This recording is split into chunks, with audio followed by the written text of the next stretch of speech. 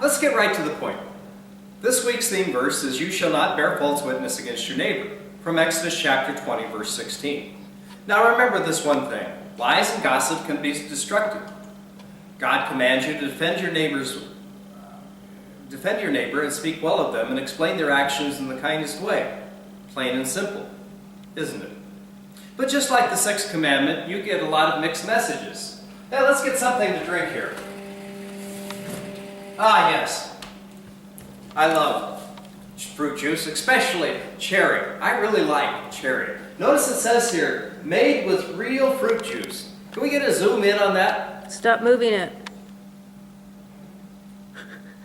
See, right on the label, it says real fruit juice.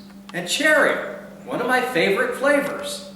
Hey, let's look at the ingredients and see what it has to say. First ingredient contains pure filtered water. Second ingredient, sweeteners, high fructose corn syrup, sugar. Oh, and then it does actually have some pear juice and some cherry juice as well. And right here, it says, actually, of everything that's in it, it does say, well, there's actually 10% juice blend in it. So how much cherry do you think this actually has? Yet we call it, once advertised, made with real fruit juice. Well, it's called marketing, isn't it? Or maybe is it deception? What's the difference? Well, think about all the advertising you hear. All those shows. You know, start asking yourself, all those white teeth in the commercials. How can my teeth never look that white? All the crystal clear complexions on those models. They never get any zits. I get acne all the time. They never do. Well, how about your favorite reality TV show? Speaking of telling the truth. The ones which reward the last person standing, like Survivor 54,000 or whatever is on the TV now. How do they make it to the top? Often it's by being deceptive, isn't it? Backstabbing, making false deals with other people in the show, and then pulling the rug out from underneath them. And that's how they get to be the last person standing. What about the rest of the reality shows? You think that stuff really just happens to unsuspecting regular people like you and me? Of course it's not lying. It's just entertainment, right? What's the big deal? Stretching and bending and covering over the truth is almost a national pastime. Political campaigns regularly push the boundary. Advertising agencies thrive on enhancing the truth. You get the idea. It's not so simple out there, is it? To always tell the truth and to speak plainly. Well, speaking of politics, let's take a look at a real politician. And yet what we saw across this country. Ma'am, thank you for being here. I wish you would participate in the democratic process through speaking respectfully. It seems that President Obama's paid political operatives are out in force today.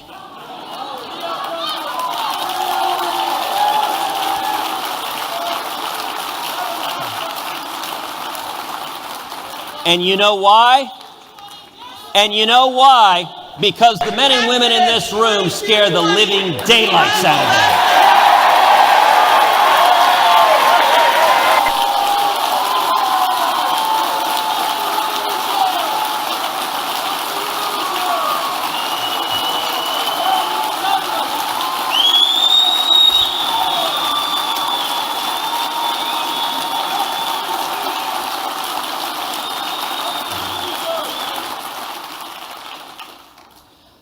I don't know how many of y'all remember the movie The Usual Suspects. In that movie, they described the greatest trick the devil ever pulled was to convince the world he didn't exist.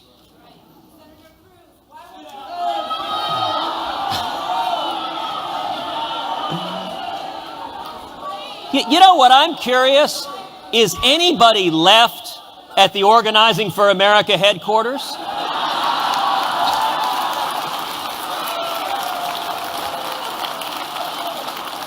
I'm actually glad that the president's whole political staff is here instead of actually doing mischief in the country. You've just watched Senator Ted Cruz, the senator from Texas. His speech has been interrupted by hecklers.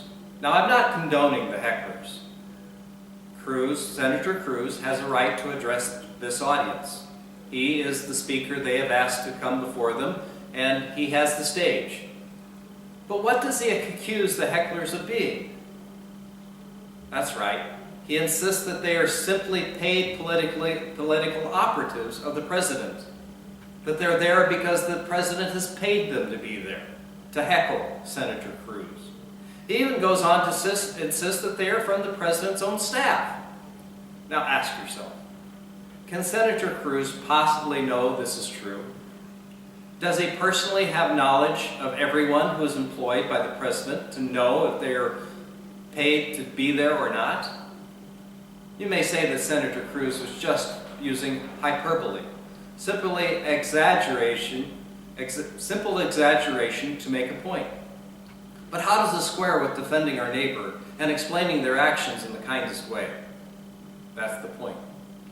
Now, you may have noticed in the last few memorizations that you've been required to do, you've been doing them, most of you have been doing them, the rest of you need to catch up, that Luther insists that it's not enough to refrain from doing the wrong, like hurting your neighbor physically, emotionally, or spiritually, or robbing your neighbor of anything that is theirs, be it stuff or ideas, or in this case, to spread lies and gossip about your neighbor. Luther insists that we must go beyond this and protect our neighbor's physical, emotional, and spiritual health. Do what's necessary to help our neighbor keep their possessions. And here in the 8th commandment, to speak well of your neighbor and explain their actions in the kindest way. Really, does Senator Cruz speak well of the hecklers?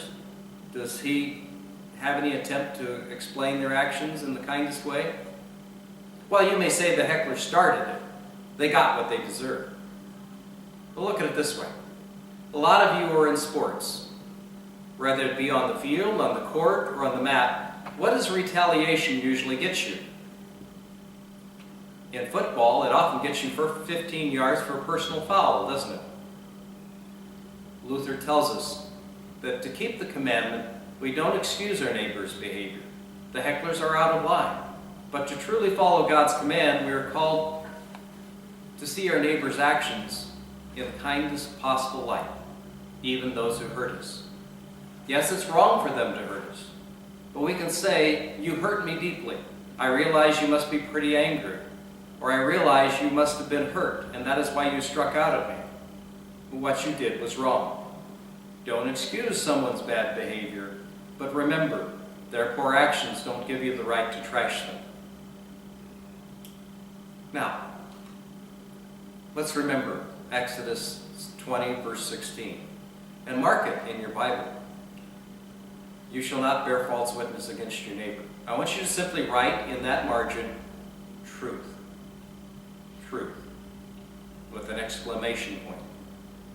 That's what we're about as followers of God and Jesus Christ.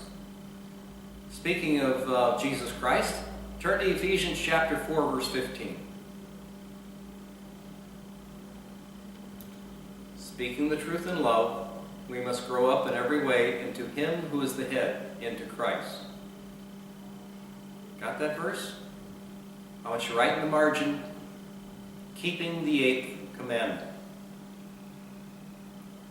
Speaking the truth in love. Keeping the 8th commandment. That's what I want you to write there, keeping the 8th commandment. And this is going to be your secret code this week. I want you to make sure you bring your Bibles to class, along with your iPads, because I will be checking to see if you have marked this text. That's how important I think it is to remember to speak the truth in love. So let's wrap up and remember the following. Lies and gossip can be destructive.